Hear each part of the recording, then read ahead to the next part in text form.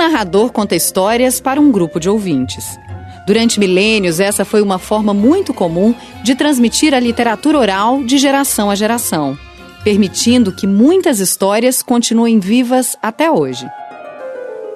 Costumes, crenças e valores que atravessam o tempo e permanecem fortes fazem parte da cultura de uma cidade ou de um país.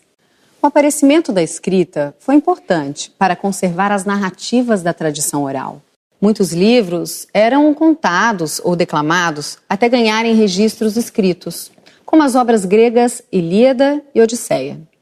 Elas falam das lendas e mitos da Grécia Antiga em forma de versos e marcam o início da literatura ocidental. A Ilíada conta a história da Guerra de Troia. A Odisseia relata a longa viagem de Ulisses de volta para casa após a guerra. A autoria das obras é atribuída ao poeta grego Homero, que teria vivido no século VIII a.C. Normalmente, histórias que circulam oralmente entre os povos, quando elas são registradas por escrito, elas são registradas por autores com interesses etnográficos, né? De deixar ou perenizar aquela narrativa para que ela não desapareça. Quando ela é registrada, ela já é registrada com todas as cores, as morais, as crenças da pessoa que a registrou naquele momento em que ela vive. Por isso eu gosto muito de conhecer as versões das histórias, né, para a gente encontrar qual é a essência dela, qual é o ensinamento essencial que ela nos traz. Alguns livros não têm um único autor. Resultam da união de histórias vindas de lugares e épocas diferentes, criadas por vários autores, muitos deles desconhecidos. A coletânea de contos das Mil e Uma Noites nasceu dessa forma e tornou-se uma das obras mais lidas e comentadas em todos os tempos, em todo o mundo. O livro das Mil e Uma Noites, ele é fantástico. Ele realmente traz toda essa força do conto popular, ele faz parte dessa esfera do popular.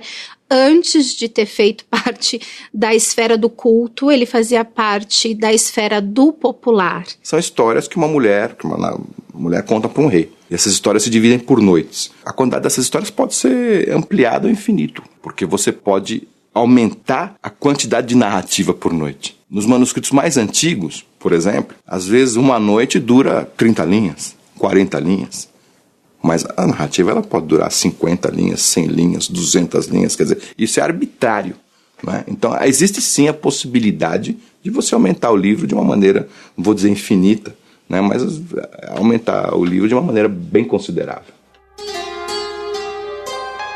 O rei Shahryar descobriu que sua esposa o traiu com um escravo. Transtornado, ele manda matá-la e decide casar-se a cada dia com uma mulher diferente que seria morta na manhã seguinte. Depois de muitas mortes, a filha do ministro, Sherazade, se oferece para casar com o rei.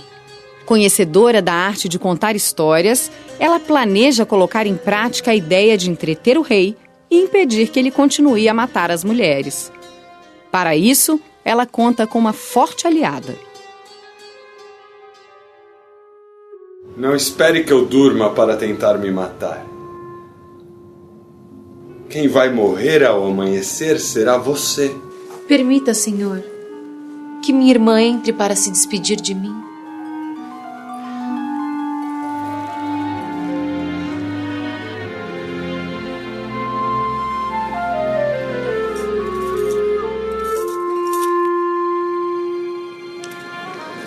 Sherazade, conte-nos uma de suas histórias para atravessarmos a noite e que assim eu possa me despedir de você.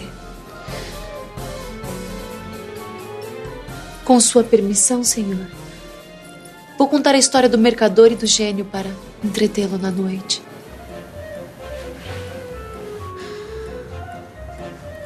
Um mercador possuía grandes bens em terras, mercadorias e dinheiro.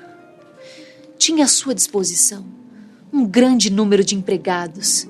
O livro das Mil e Uma Noites é basicamente constituído por histórias que se narram no interior de uma história. E no interior dessas histórias, que que são já encaixadas, podem haver outras histórias encaixadas. Todas as histórias das Mil e Uma Noites são narradas, com exceção da história dela própria, da Sherazade, que é a narradora, todas as histórias das Mil e Uma Noites são narradas por ela. Todas, sem exceção. Então, ela é a boca que dá vida às narrativas constantes do livro. Por isso que ela é uma personagem que domina a cena narrativa. Num primeiro momento, a gente associa muito esse ato de narrar com o salvar a própria vida. Então, ela está narrando, ela conta essas histórias, mantém esse clima de suspense, mantém o interesse e a curiosidade do sultão vivo, para que ela se mantenha viva. Um dia, um negócio muito importante o chamou para bem longe. Ele montou a cavalo e partiu com o alforje à garupa. A obra das Mil e Uma Noites foi compilada a partir de manuscritos do século XIV, encontrados e transcritos originalmente no idioma árabe. Hoje o livro tem várias traduções e edições. As Mil e Uma Noites não seria um livro tão famoso no Ocidente sem a edição feita pelo francês Antoine Galland, no começo do século XVIII. Nessa tradução, Galland cortou passagens eróticas e poéticas. Incluiu histórias que nunca fizeram parte do livro original, como as de Aladim e a Lâmpada Maravilhosa,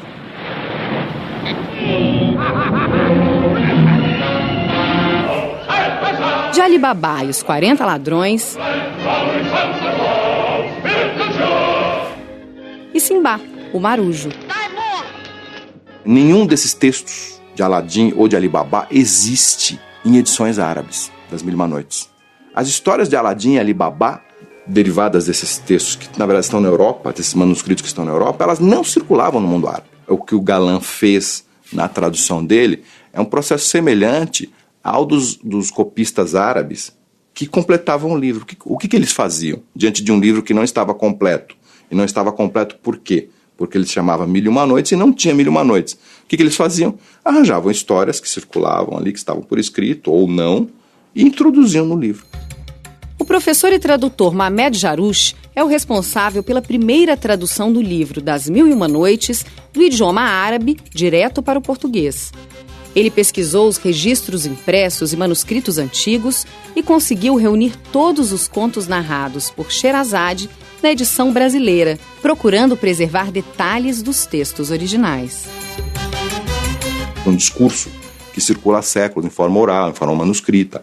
A partir do 19 passou a circular impresso no mundo árabe, só no 19 porque antes disso não havia imprensa no mundo árabe.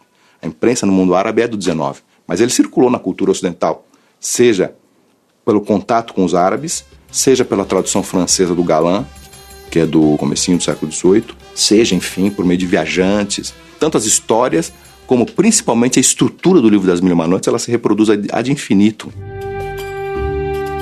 São inúteis os teus lamentos, gritou o gênio. Ainda que fossem de sangue suas lágrimas, não deixaria de matar você como matou meu filho. Como? Respondeu o mercador. Não há palavra que vos possam comover?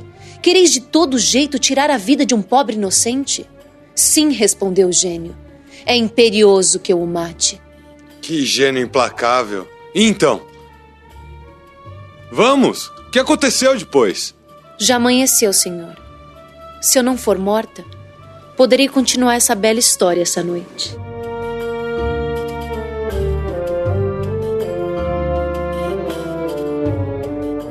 Sherazade narrou contos maravilhosos de amor e ódio, de medos e paixões, de atitudes generosas e comportamentos cruéis. Um repertório fantástico. Noite após noite, as histórias de Sherazade a salvaram da morte. O rei foi ficando cada vez mais seduzido e encantado, até apaixonar-se por ela. E percebeu que a rede estava muito pesada. Ao puxar com dificuldade, arrastando para fora do mar, essas histórias vão dialogando com esse homem ferido, com esse homem que precisa ser curado, que precisa resgatar a sua humanidade. É o que ela consegue.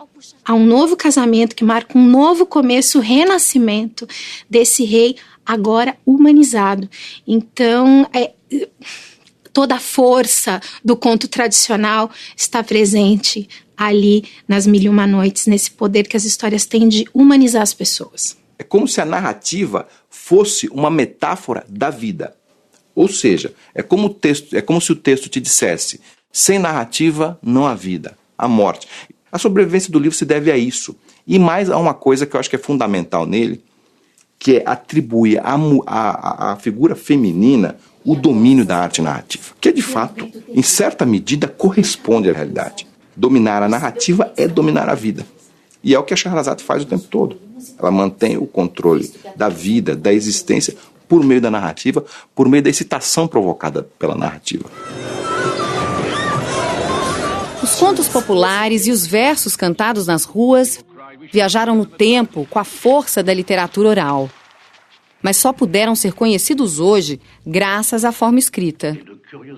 E assim, o som das palavras toma corpo e sobrevive ao esquecimento.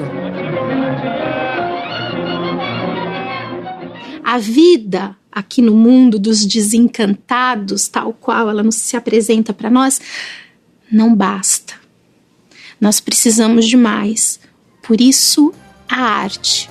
Por isso, as histórias. E após essas palavras, ele foi e lançou 3 fatos. Mais uma infeliz. Rede 4 vezes ao ano.